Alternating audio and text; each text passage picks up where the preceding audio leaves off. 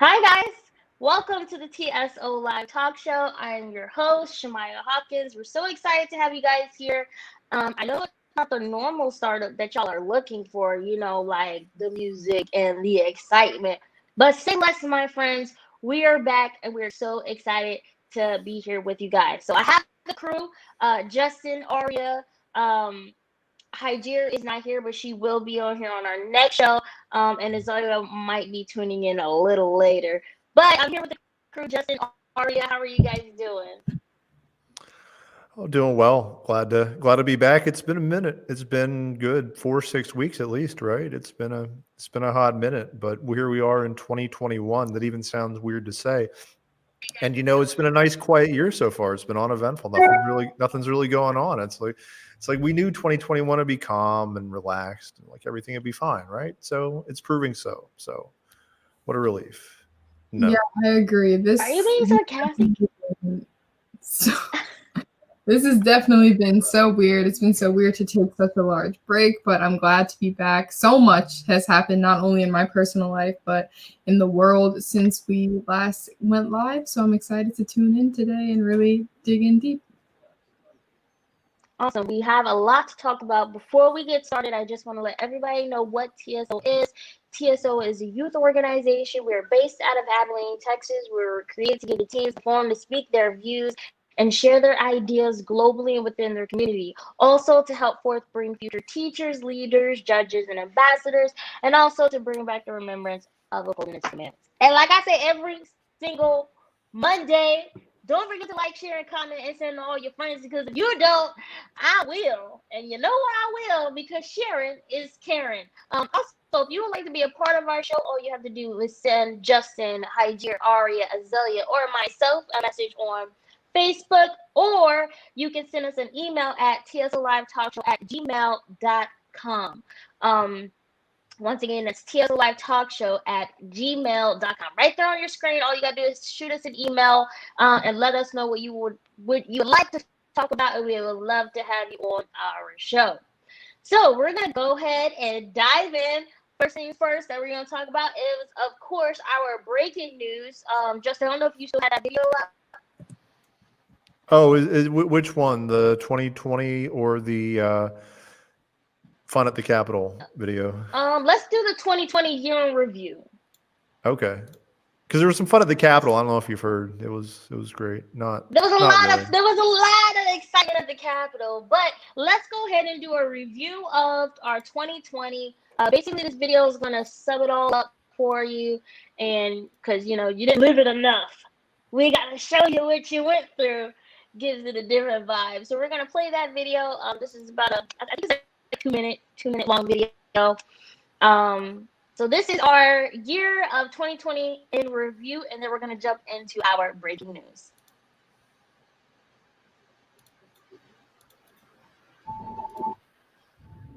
The virus was traced back to this now closed seafood and meat market, but tests have so far failed to isolate a source. As of this morning, there have been 571 cases confirmed by the Chinese government, and 17 people are reported to have died of this new strain of respiratory illness. We're working very closely with China and other countries, and we think it's going to have a very good ending for us, so that I can assure you. At the conference today, they gave the virus a name: COVID-19, coronavirus disease.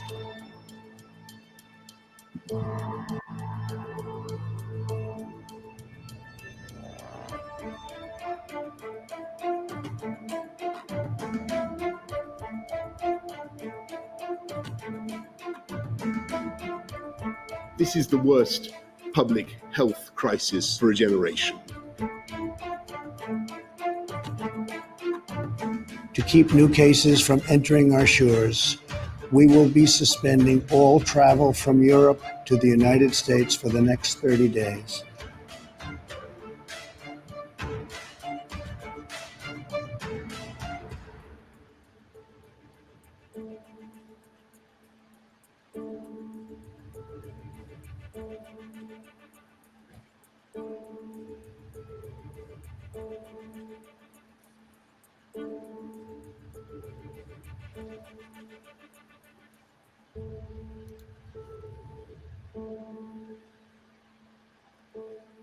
the International Olympic Committee that the view of athletics was to postpone the Games.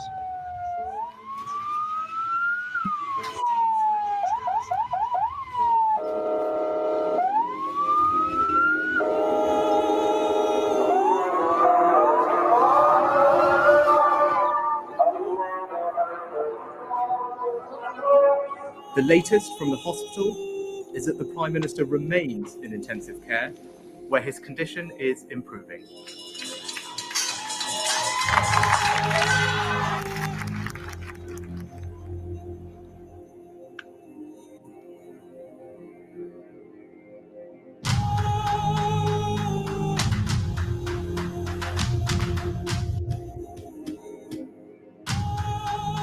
Death is a reality in this situation, and we're there for people when the sometimes sadly inevitable happens.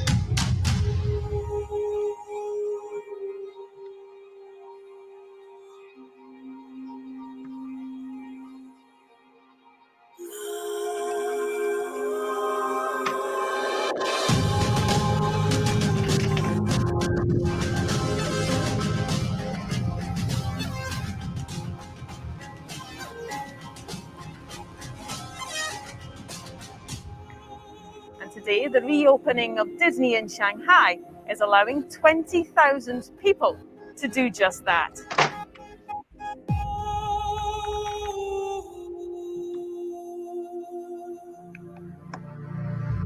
The infection rates in Brazil are staggering.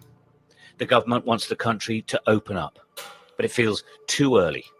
They've not reached the peak yet, and there could be much worse to come.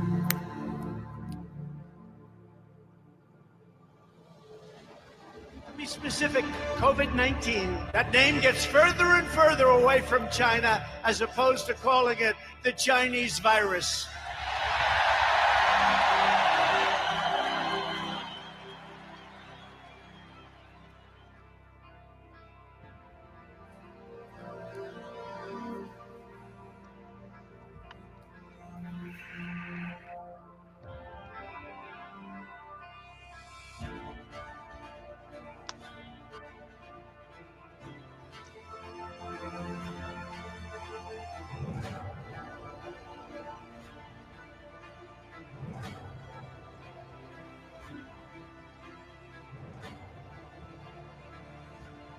There's never a guarantee that you're going to get a safe and effective vaccine. We feel cautiously optimistic that we will have a vaccine by the end of this year and as we go into 2021.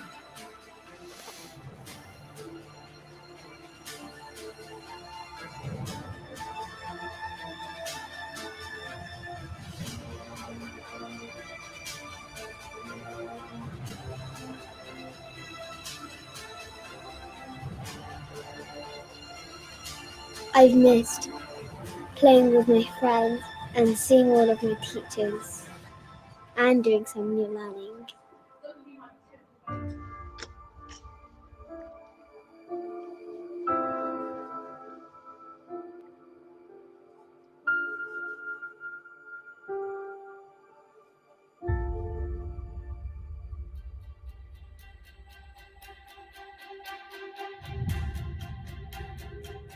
Let me say, on behalf of the President and the First Lady, how moved we've all been by the outpouring of prayers for the President. And I do believe it's emblematic of the prayers and the concern that have ushered forth for every American impacted by the coronavirus. As we come together now to fight this second wave, I want to say something about when will this all end. I am optimistic that this will feel very different by the spring. This really is still a public health emergency, and to please consistently wear a mask and practice social distancing. But the fact is, I had it. It worked out well. Now I'm immune. I could run up and kiss this whole group of people, men and women.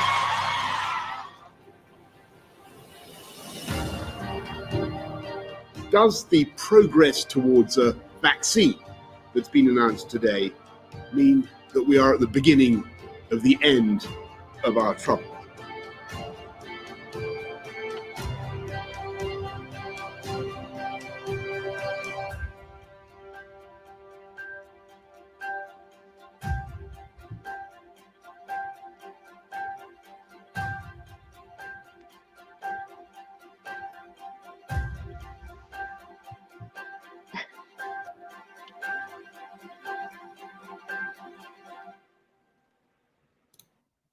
So that was our year overview of 2020.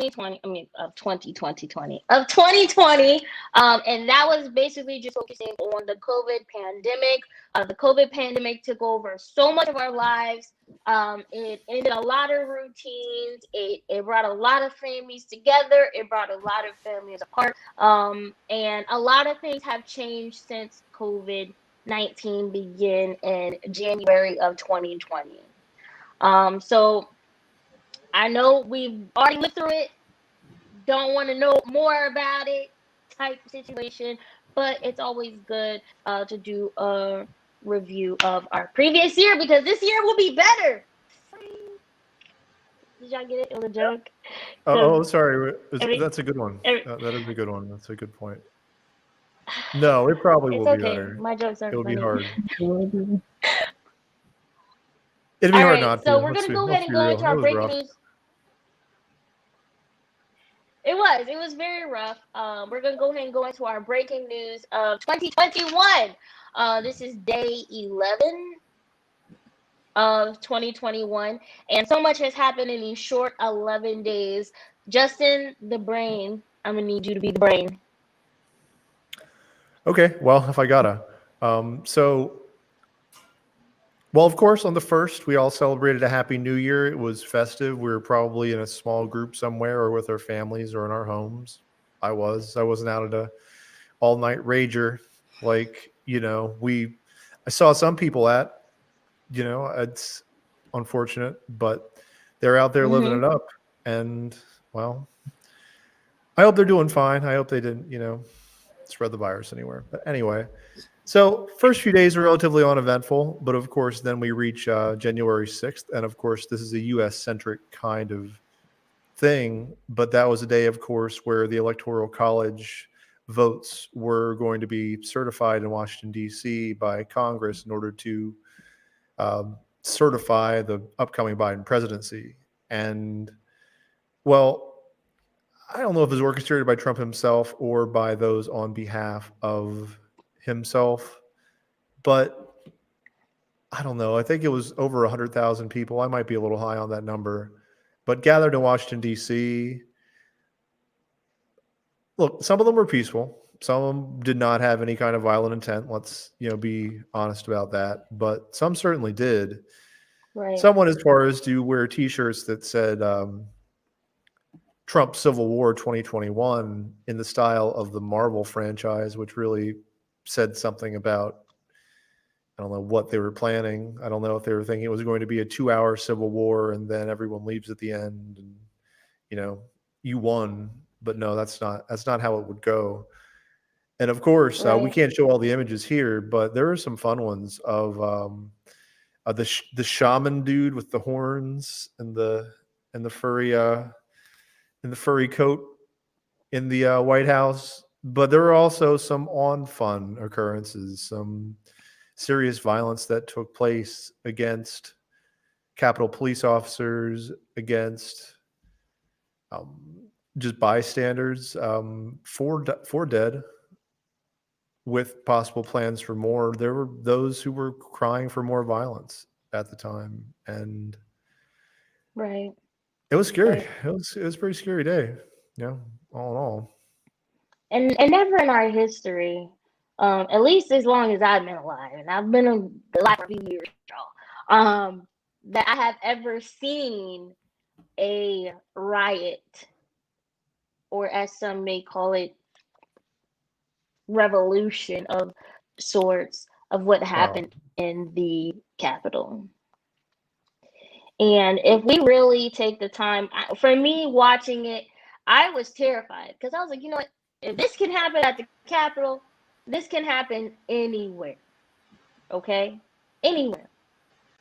And this situation really woke up a lot of people. And it also closed-hearted and closed-minded a lot of people as well. Well, I guess I asked why, how did people, not just speaking to you, but how did people not see this coming? Yeah. This tide had been rising for years, even more than 4 years, even more than the Trump presidency. Like, these people generally were of not a huge jump here, the white nationalist bent. There were a lot of people who had anti-Jewish slogans and anti-immigrant, of course, and some serious Nazi stuff that, harkens right back to the Holocaust. Right. I didn't see it coming. I mean, I saw how angry our people were becoming, how angry, you know, the world became during COVID-19, even before COVID-19, 4 years ago, how the world became angry. I just never thought that it would get to this point, and it's really sad. I really wish that we had the ability to show visuals, which I'm pretty sure you guys have seen all over the internet. But it's sad and it's scary. Arya, what are your opinions on it? Yeah, definitely. I think that in regard to what Justin was saying, I wouldn't be able to say that I saw it for years to come, but also I'm only 17 going on 18, so it's not something that I was particularly interested in, obviously, 4 years prior to now, but definitely in recent days, I saw it coming. My father saw it coming. My family saw it coming because they were planning this. Like, this was not something that just, let's all just meet up today at the Capitol. This was something that they spoke about time and time again on QAnon pages of all sorts, forums, social media accounts, which have since been shut down. But I mean, it's crazy. They planned this, and Trump encouraged it. He told them to go through with it, and he lied to them and said that he would be marching alongside them and fighting for the fraudulent election, or fighting against it rather. And it's appalling. I would say that it's so horrible that it happened, and it's definitely something that I would never forget, but I'm also not surprised, if that makes sense. Yeah, it does. And no, and there's nothing, I think, wrong with those teenage years to be in, I don't know, just a bit of a state of not knowing.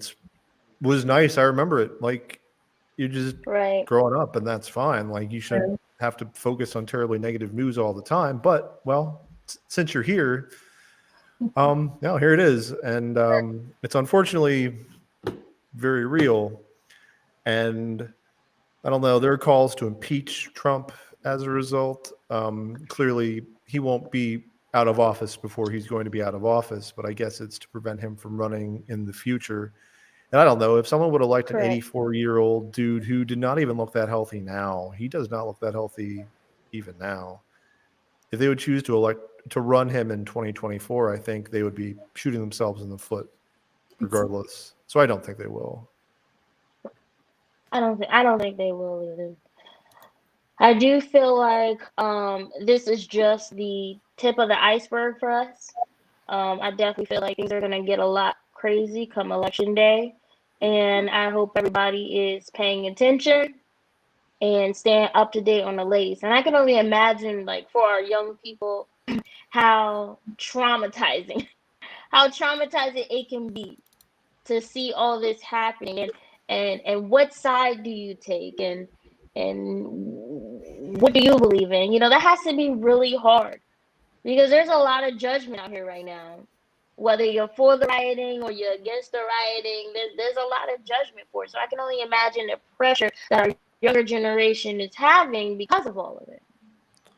Yeah, and to me, it takes, unfortunately, a lot of the focus away from just building real social movements towards things that would actually benefit everyone.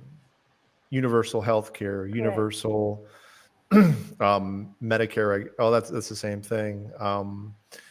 Guaranteed housing, guaranteed job programs, things that would actually build the structure of this country and start building back trust. Because if we've seen one thing especially disintegrate in the last 4 years, and I would even say beyond that, it's any sort of trust that existed, I would say, especially among the working class, especially among those who have so much more in common than they do with the extremely wealthy class, the multimillionaires and the billionaires.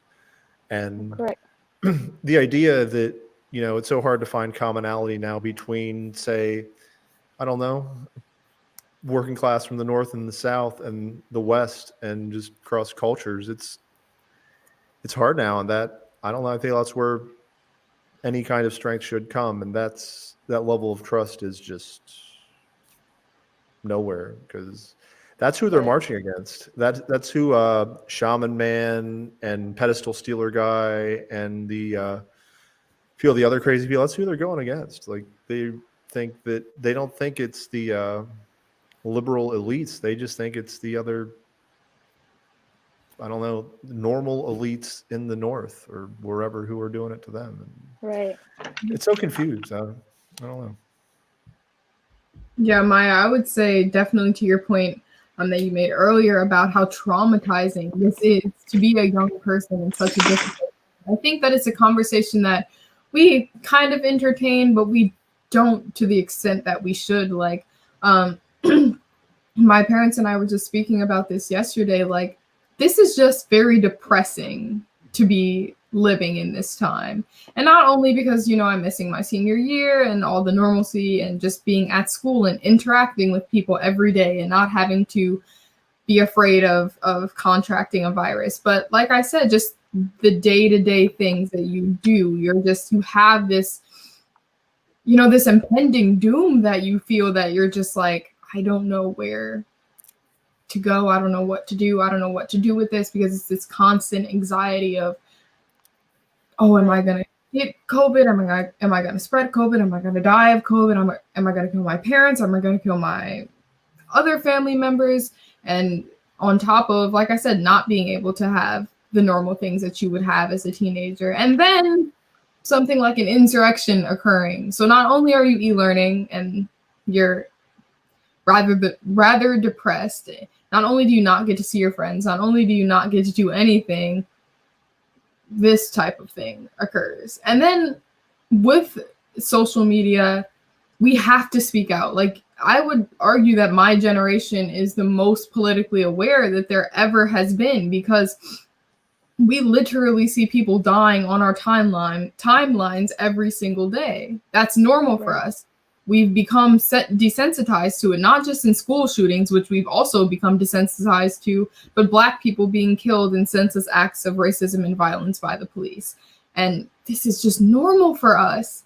And that's so sad. That's so terrifying that for people my age group and even younger, and I couldn't imagine being even younger growing up, like 5-6-year-olds who are just being born, or not even being born, but being able to recognize this world and how, the world is a beautiful place, but it's pretty devastating right now. And it's, like I said, it's depressing, and it's very, very hard to just find some sense of light in everything that you do.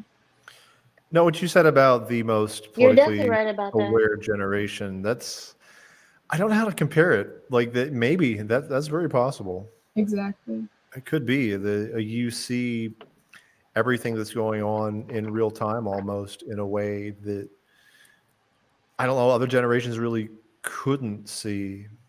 It's all right there, and it's all instantaneous, and it's all inundating.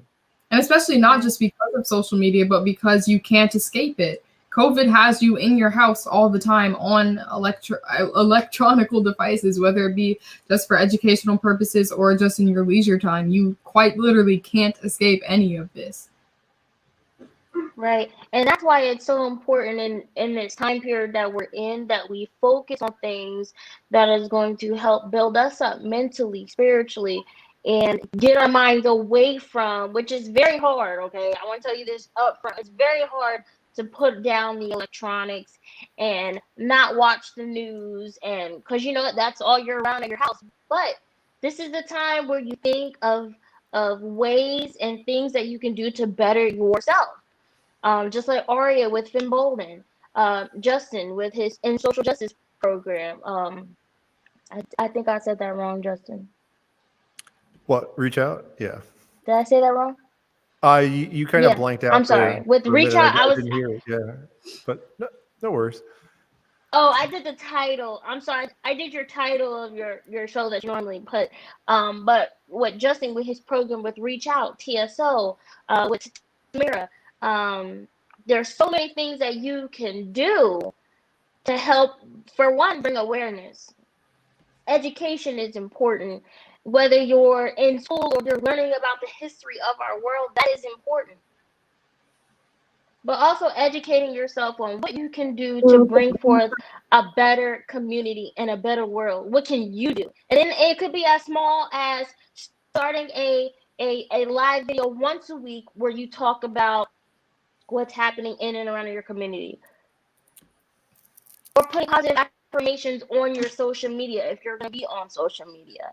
It's those things that you can create that new year, that new you, that new experience that you want. That's how you start it. But you got to be willing to do it, because a lot of people are glued. A lot of people are glued to seeing bad things all the time. It doesn't even have to be political, and I would say in many ways that it would probably be healthiest if it wasn't. If that's not what you're into, share a skill. Right. If you like to cook, or heck, even if you're just learning to cook, you could do a learn along kind of podcast to help show people who are maybe a little reluctant to learn. And it could be the same with any art or craft or any other kind of creative endeavor you would want to put out there. Exactly. I think also, if you force yourself to try to be political and you're not, or you've just had enough of it, I just think you're just going to get deeper into your own rut and your own depression in that way. And I don't know. It should be about, 2020 was pretty rough. Let's be fair. But any entrance into a new year, into a new time frame, into a new endeavor, you got to learn from the past, but you got to leave a lot of it behind too. You can't just enter 2021 with the entire weight of 2020 just hanging off your back, because you're not going to get very far. No. Which is very hard. Which you're not saying it's easy. A lot of people have no. lost a lot of Gosh. loved ones due to COVID. A lot of people who've never had depression before have depression. A lot of people who didn't know they had mental illness now are seeing the true effects of it. So we're not saying that it is going to be easy to just let it go, because 2020 came with a lot of baggage, and a lot of that baggage we still have with us in 2021, and we will continue to carry for the rest of our life. And Maya, I just love what you pointed out earlier, or rather that you proposed. Like, what are you doing as an individual to better yourself and to better your community? And exactly what Justin said, it doesn't have to be political. I would advise, being politically aware in some right, although I don't, like I said, think that you can escape it. If you're not politically aware, I just think that you are avidly rejecting politics, which I don't think is beneficial for anyone at any time.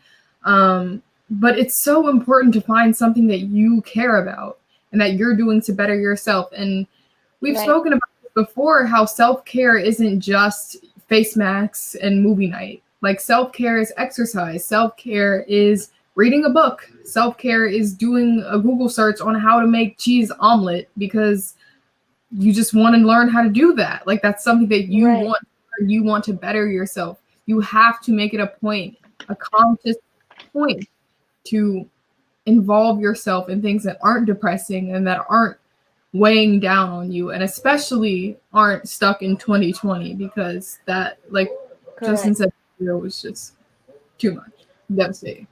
And I think you got to learn to forgive yourself too for a lot of the things you might have thought, I don't know, just to cope, just to get through, and say, oh, well, I just sat home an entire weekend and didn't do anything. I wasn't productive at all. And this is the time where, let's say you're in the future, like you were productive, like you have grown to a point where you are, but you still feel guilty about wasting that time. And the whole concept of wasting time, I don't like it, because there's always some sort of benefit or bonus if you grow from it. Right. But I think you gotta be able to forgive yourself, because this was a rough year, and just getting through it is a plus. And I'm sure almost all of you helped others, which is even better. Or, we were just there for someone, be it emotionally or through actually helping them or whatever. So I think just the idea that there is a set formula that you should be going to, a set of achievements that you should have accomplished, say at age 17 or 28 or 39. I'm sorry, Maya, I'm not calling you out. I forget, but it's close regardless. Oh, sorry. I'm sorry. God, I'm sorry. I'm 40 now. I shouldn't talk. I shouldn't say a thing. Are you 40, Justin? Wow. Maya, thanks for reminding me. Yeah. In fact, I am. Sure am. Thank you. You bet. You got it. Congrats. But yeah, you're absolutely right, Justin. And Aria, I mean, both of you are 100% okay, like 100% accurate.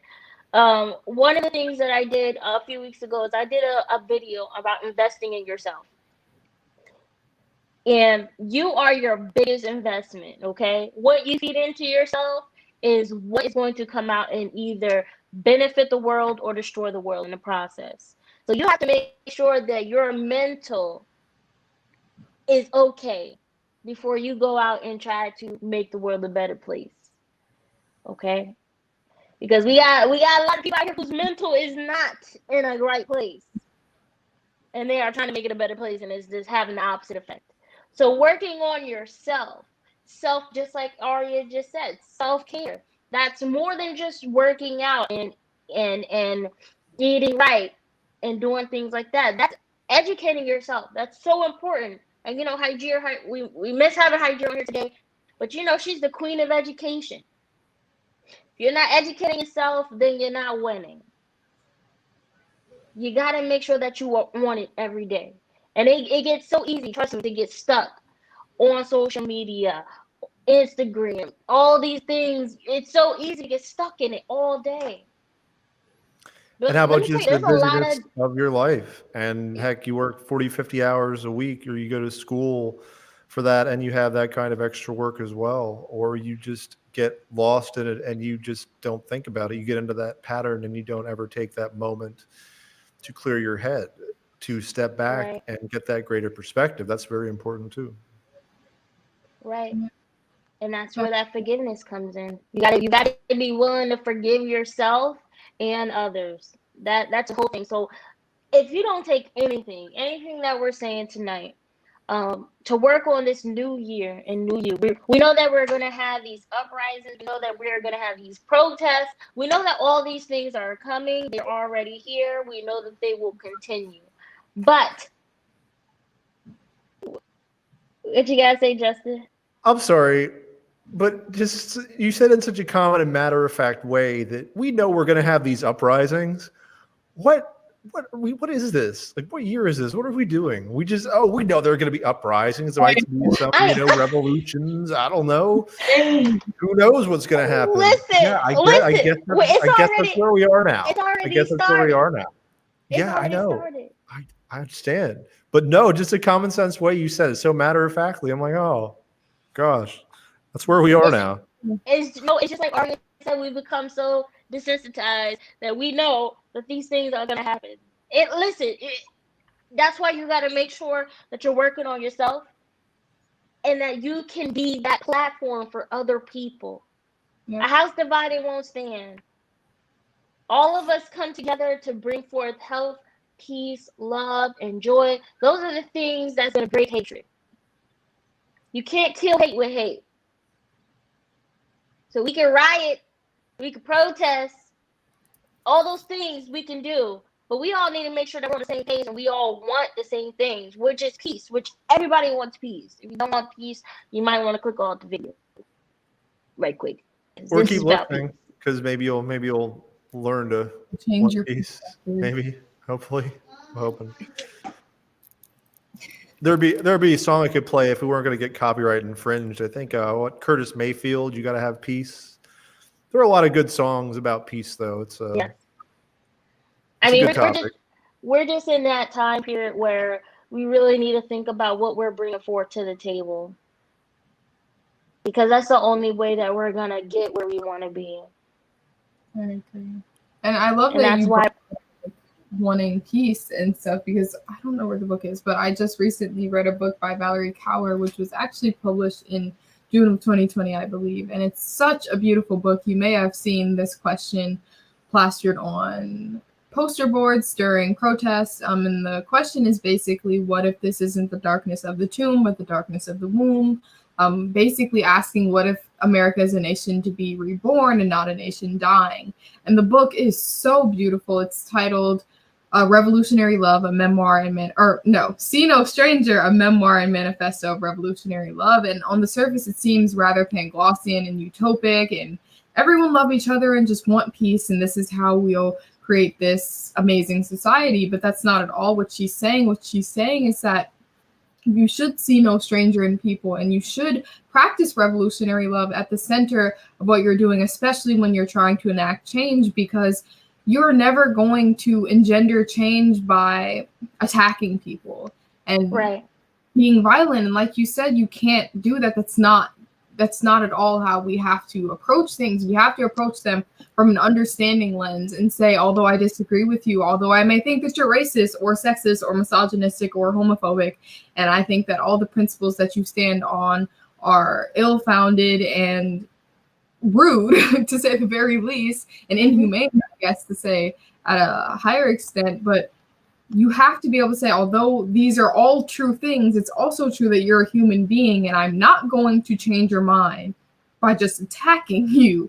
You have to be able to see people where they are. And that it does not mean to accept people for being racist or homophobic or misogynistic, like I said, but what it means is to approach them in a manner that would allow them to consider what you're saying, and then to engender change.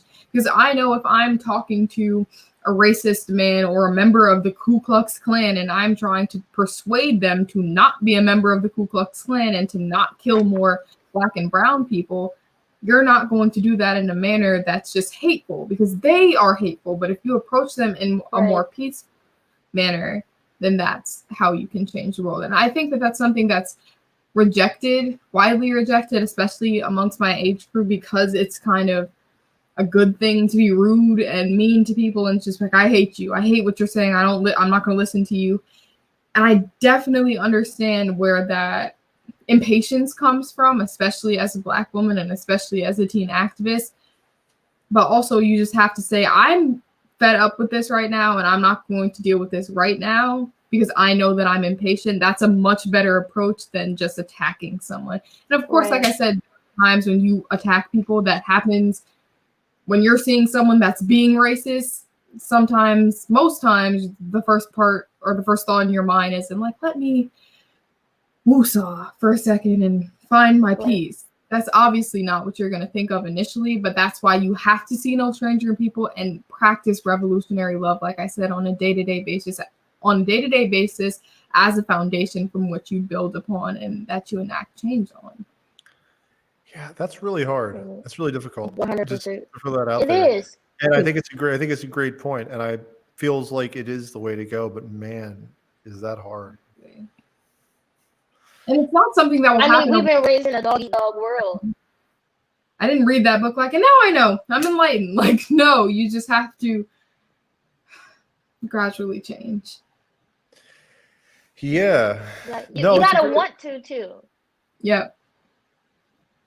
You do. And it's hard when the level of discourse is so virulent and just fiery on all sides, more than both sides. There are many sides. A lot of times it's like a false dichotomy. It's a lot easier to just believe it's us against them, and it's very black and white and simple. It's often not. Actually, it's almost never that simple. And I don't know. Right. I think it's good to, you take a step back at that piece, but then find whatever common ground you can and just try to build from it. And maybe in that way they'll start to tell you why they are racist, or maybe that'll just start to unravel for them. Perhaps, I don't know, and maybe not. Maybe to be honest, take I feel you and many other people to do it. Oh, Go ahead, Maya. I feel like a lot of people don't even. Never mind. Never mind. I won't say it. But well, Justin, you are they one don't know hundred why. They percent don't know right. why they're racist. They just are. Yeah, like you know that saying, birds of a feather flock together. If you hang around a certain group of people who think this certain way, you eventually start thinking that same way. You will start doing things that they do. And I think, especially for our younger people, if they're around all this hatred, if this is all they see, if this is what they're gonna go out and do, that's what's going to manifest.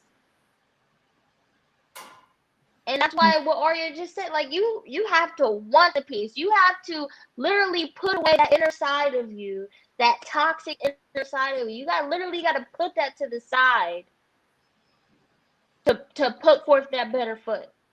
And it's hard as heck. We were literally raised in a dog eat dog world. Right. And You that's smack me, why. I'm gonna smack you back. It's not, I'm gonna turn the other cheek. Yeah.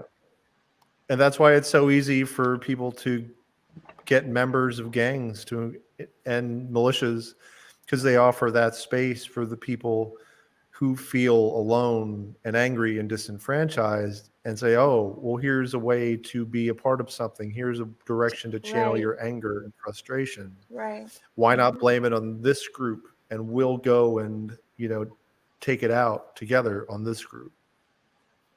Right. And I think that brings a really controversial argument that I've seen recently, and it's basically saying that all white people are inherently racist. And of course, on the surface, it's like, what are you talking about? Like, what do you mean that you can't, group one entire race of people together under such a harsh claim?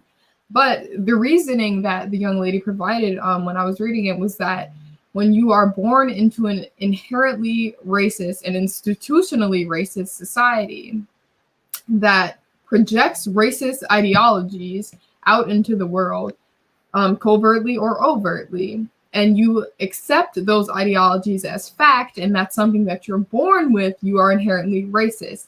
Now, the reason that I find that so interesting is because she's not arguing that all white people are inherently saying the N-word and thinking that all black people should die, but it's that covert racism that you hold within you, and those just the back of your mind stereotypes and prejudices that you hold within your mind towards black people that are inherently racist.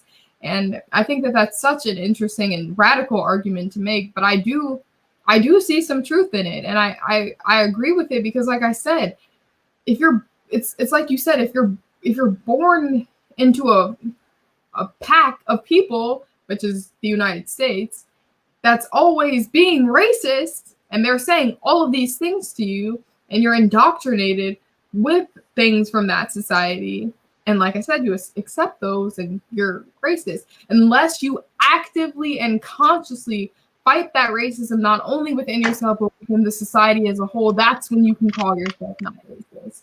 And I think that that's important to consider, because I think that for so long we've accepted racism, even in the most minute degree, like not letting black people wear their hair in certain hairstyles, or clutching your purse when you see a black person walk by you. But that's been normalized in our society, and I think that it's time that we reject that. We rebuke it. Don't accept it in our society, and we have to ask, or no, we shouldn't have to ask, rather, for black people to be accepted fully as equal, and not only for equality, but for equity. Like, these are the things that we have to ask for. These aren't unattainable things that can never happen, and that black people should just sit down and be happy that we're not enslaved anymore. But that's the attitude that so many people have, and that's the attitude that even black people have upheld, especially, and I'm not faulting them for saying that, but they're like, I had it, or my great-grandfather, or my grandfather, or my parent had it much harder than this, and I'm glad to just be able to be my own person. And of course, that's great, but we have to keep asking for more, and we have to actively pursue change. We can't keep accepting this. Right. Absolutely. You And I think hit we it could have right a on whole the show on nail equality right on the head. versus. Yep. Equality versus equity is a really interesting question too. We could probably do a whole show on that at some point. But I think that's right on. And though I know it's a big, bold statement to say that every white person is inherently racist, I'm not quite ready to really consider that too fully at the moment. I will say this: it may be true. It may be true, but I think to be actively anti-racist is so key, and to be self-examining. If you are consciously always self-examining as a white person, as a Caucasian, if you Right. will, if you are constantly looking at your circumstances and those of others and comparing and just trying to find both overt, if it is overt, hopefully they'll be the easiest to find, or the covert forms of prejudice that you may engage in, and just to try to be honest with yourself about it without that tinge of discomfort coming in and cutting off all sort of inner dialogue, which is very easy to do. And I very much recommend against that, just stopping you from any sort of, inner discourse on it. I don't know. I think that's a great first step, just to be actively anti-racist and always be discovering what is racist about your views. And honestly, like I will say, like Right. through my 20s and 30s, I've come across any number of things. And yeah, it was just part of the culture. It was assumptions. It's things just assumed out of hand because I heard it all my life. And you look at it more closely, you say, no, that's pretty messed up. Right. Perhaps you should think a different way. And I think that the argument that the young lady who proposed that was making was it's exactly in line with what you were saying about when you are consciously checking that racism, rather, or that covert or overt racism within yourself, you are being actively anti-racist, which then makes you not racist. But the question that she was proposing is, but what if you don't do that? Then aren't you inherently racist? Because if you're not constantly checking yourself, and if you're not constantly changing those ideologies that, like I said, you've accepted as fact, or that you just didn't really think too much about, and like you admitted that you later found out that that's actually pretty messed up, like that's not good, then that does make you racist, and it doesn't make you actively racist. And I'm trying to find the best way to put this without being dismissive, because it's not to say that it's okay to be racist, but it is okay to be actively trying to change that racism within yourself. And I agree with you. I haven't accepted that fully as truth, especially on further thought about, are all white people inherently racist? But it is something that I do give a lot of thought to, especially now. And I'm kind of thinking about what I've said before in previous times, but like, it's important. Like, you have to be actively anti-racist to not be racist. Like, that's the problem. I think that the way that we have it in society now, it's like there's racists, there's the actively anti-racist, and then there's this middle ground of people who aren't racist. But I don't think that you can not be racist. I think that you can either be actively anti-racist. We were talking about this like in one of the first episodes about like if you're just standing on the conveyor belt and you're not running or even walking in that direction, but you're going in the direction as the conveyor belt, you're still contributing to the problem. And I think that same analogy can be applied to racism. You're either on the racism conveyor belt and contributing to racism, or you're running in the opposite way against the conveyor belt and being actively anti-racist and trying to change the institutions that America was founded on that are inherently racist. Right. It's an interesting argument. And at the very least, the way it's phrased really does strike up, I don't know, a passionate response. Like, people hear that and they're like, wow. Or they're like, oh, yeah, I guess so. All right. I just feel like, how do I put this? I don't want to sound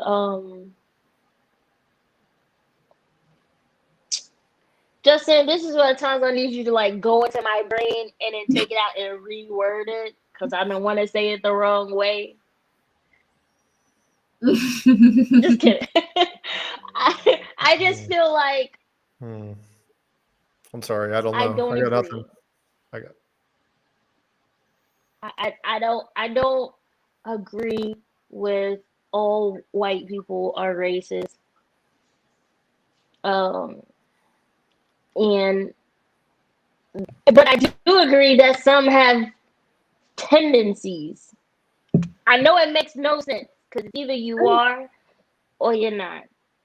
But I feel like some people, because they want change, they want something different, they want more, they don't want it, but all the things that they've been fed to from birth to now, they have the tendencies of a racist person.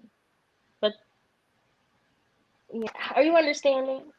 I see what you're saying, but I do think that it's, I for lack of a better word, a bit dismissive to say like, oh, these are racist tendencies, because when do you kind of make that distinction between racist tendencies and racist actions? Because if it's just you're right. within your mind, like most times you act on it. Like if there's something that's constantly kind of ringing. You're right. That it's, I don't know. I think you're absolutely right. Between overt and covert racism, but I still think that they're both racism. And yes, I think that, like I said, it's so difficult because it's not to say that it's okay to be racist. That's not what I'm saying. But I am saying that, hey, it's okay that you were born into a racist society. Like, that's not your fault. And I'm not trying to judge you for that. But also, Black people carry, and Black and brown people carry the weight of the world on a day-to-day basis. And if I'm, at the very least, if me and my younger brother are having to learn about police brutality at 8, 9, and even as a 17-year-old, the fact that I am as knowledgeable as I am is kind of sad. It is, like, to think about it. Like, that's just, if I have to learn about that, at the very least, white children and white people should have to fight racism within their self. And I'm biracial, half of my family is racist. Like, I am not, it's not, this anti-white, like, radicalism that I'm just like, I don't like white people and you're racist and I'm mad at you because of it. And that's not at all, the argument that I don't think the lady that proposed it was arguing, neither am I arguing. Like, it's like I said, where do you make that distinction between racist tendencies and actual racism? And once you get into that gray area, you tend to be accepting of racism, because then white people see that as like, well, I'm not really racist, I just have racist tendencies, but that's okay. See, that's why That's why I wanted Justin to reword it for me, because I knew I was gonna say it. No, but it's okay. I get what you're saying completely. I'm just saying, like, I'm sorry, I couldn't reword it for you, Maya. I didn't know what you were going to say. But I know, I do. That's think why I these conversations are important. Right. Exactly. Like, when I look at Justin, I don't see a racist person. Oh yeah, no, and that's not at all how you should see it. You shouldn't see every white person like, I got my racism goggles on and I spot it within you. It's just like, hey, let's change these institutions. Where they at? Like, oh, hey, racist. No, but the idea that people can change and people can rethink their views, and I think anyone who just grows up and doesn't really consider their origin or their situation or their culture in any kind of critical way, you're going to have leftovers that are not positive. Right. Right. And that's why it's important to educate yourself so that you can know. If you are not educated, you will not know, and you won't be able to fix it. You won't be able to diagnose yourself and put into a perspective like, oh my gosh, I am, this type of person. You know what I'm saying? You have to be willing to educate yourself to know. And, my father always just said, life and death is in the tongue. How you talk to people, what you say to people. I'm telling you, what you speak out there, you got to be mindful. You got to be. And we can't bring forth this world of peace with all this hatred and all this anger. It's so much. Like, it scares me. It literally scares me. And I worry about for my own son. because you can't. You literally cannot kill hate with hate. You can't. Yep. No. I'm sorry, y'all. Go. Okay. Yeah. No, I saw that coming when you talked about him. I'm like, yep, he'll be there. He has like those dynamite ears, just like, wait, did my mama say something about me? But it's at the point in my life, in my time period, that I worry about that. There's so much hatred in the world, and I can only imagine what's going to happen on election day and leading up to that day. Yeah. I can only imagine. We're going to get a new president, and probably not a great deal is going to change. Not to disappoint anyone. Maybe some things will, but I don't know. I don't think there's going to be a coup d'etat in the next week. I don't know. I really don't know. Pretty sure we're good. Well, maybe not good, but okay. I don't know. I have this feeling that something bad's going to happen, but I'm not trying to speak it out. But I'm just saying, I think based off of what has happened this past week, and the anger that these people are feeling right now, and the entitledness that they're feeling, I don't know, Justin. We'll see. But I'm hoping that you're right. I'm hoping that you are. I'm hoping you're right too, Justin. But I'm with Ari on this one. Where's your drink when you need one? Yeah, well, maybe get that before election day or before inauguration day, if that's your concern. Sorry, Arya, that's not really in your wheelhouse, but whatever you want to do, I would do it beforehand. No, you're so funny, Jason. What? No, but I don't think it'll be as. I don't think it'll be that bad. No, just I'm saying I don't think it's insurrection time yet. Give it a year or two, maybe, but not now. Everything will be okay, and I can just assure you of that through no truth, but just hoping. Right. But it's great to have that train of thought. It's great to have that positivity. What you put out is what you will come in, but I can't guarantee that you're gonna get that, Justin. So if you need to call me for some positive words, you're gonna call me. But you're gonna need it, okay? So for everybody who's watching tonight, basically to sum up our show, basically new year. I don't think it's gonna be any different from 2020, guys. But new you, yes, you can definitely make it happen. You gotta be willing to want that change within yourself first. You gotta be willing to want to give yourself that self-care that you need, physically, mentally, and spiritually, for that growth to happen. So, do I think things are going to carry on to the next year? I mean, and from 2020 to this year, yes, I do believe so. But you are your best investment, and you can 100% change that. Justin, can you see the comment that we have on there? I can't see it. Yeah, I'm not sure if this allows you to put it up there or not. Hey, I know them. Oh, so is it Deborah Harper or Harper Deborah? I can't. It's Deborah Harper. Okay. Oh, neat. There you go. I put it on the screen. I don't even know how I did that. It just clicked it seems. It was gray though. I couldn't see it. Okay, anyways, go ahead, Justin. You can read it out loud. I have my glasses, but they're kind of bent. People are born into a culture of race. Us and them. Racism is nurtured and fed, consciously and unconsciously. Yep. That's right. Yes. And that's exactly the argument 100%. made earlier. Like it doesn't have to be a you don't have to sit down with your parents or at school every day and be taught like black people are bad, brown people are bad, to be like, well, that's how you teach racism. Like it's the everyday minute things that we've normalized in our society that we have to reject in order to actively be anti-racist. Your parents are driving through what they call a bad part of the city and lock their doors immediately. You pay attention to that kind of thing. You notice. Right. Exactly. And even just the way that... Take the time, guys, to... No, go ahead. Go ahead, Arya. No, I was just going to say, like, even just the way history is taught in our school systems is racist. Because Oh, I think I've spoken about this before on T.S.O Live, but it may have been another panel that I was a part of about how in AP US last year we were learning about agency of enslaved people, right?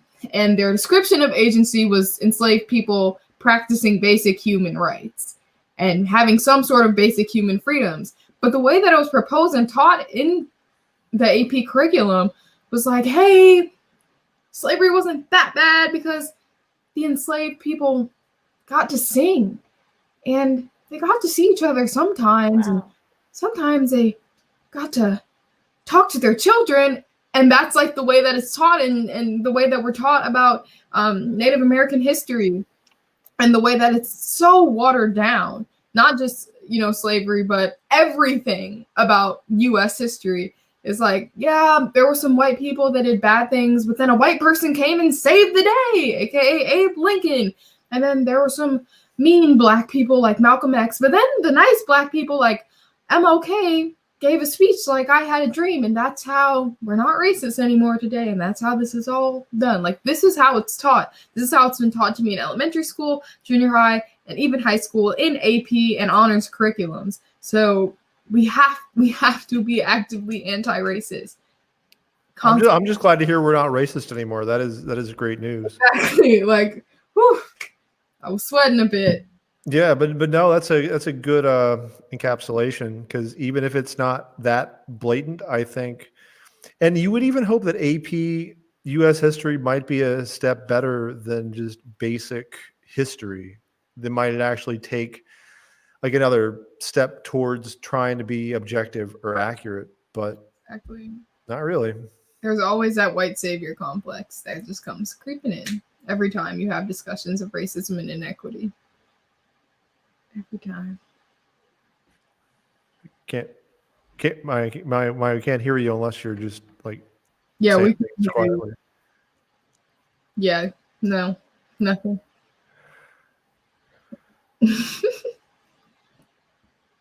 Anyway, I mean, you can keep talking. She seems sorry that we can't hear her, and I appreciate that. Sure, our audience does too. I'm not sure what's wrong, but I guess we're getting close to the part of the show where we're probably gonna sign off. I still can't hear you. I'm sorry. No, it's like completely muted.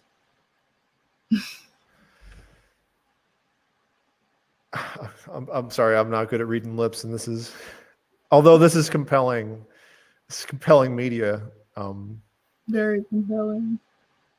So, well, we just want to thank. All right, we'll give her a minute.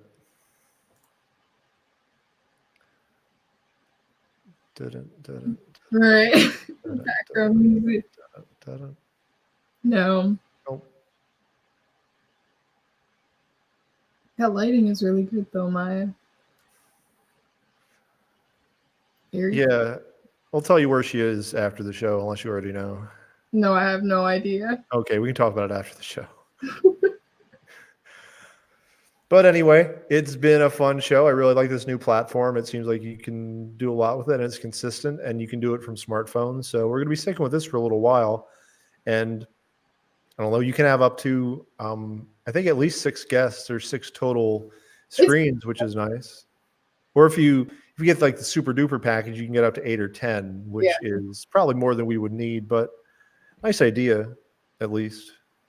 And we'll figure out a way to work in songs and music and make it a little more, fun in the future. But, well, you saw that video, which, was all about COVID. I won't say it was all that fun, but it was instructive. So just want to thank everyone for listening and for watching today. T.S.O is back, and I'm very happy about that. And we hope to keep it rolling. We hope to have Hajir back next week and a whole slew and slate of guests and topics. And who knows what the year will bring, but may it be a more positive one than 2020. It's a really low bar. We do not have a high bar to get over for that. So I feel like it's very accomplishable. It's a word, right? Thanks, Maya. Anyway, thank you for listening and for watching. It's been TSO Live.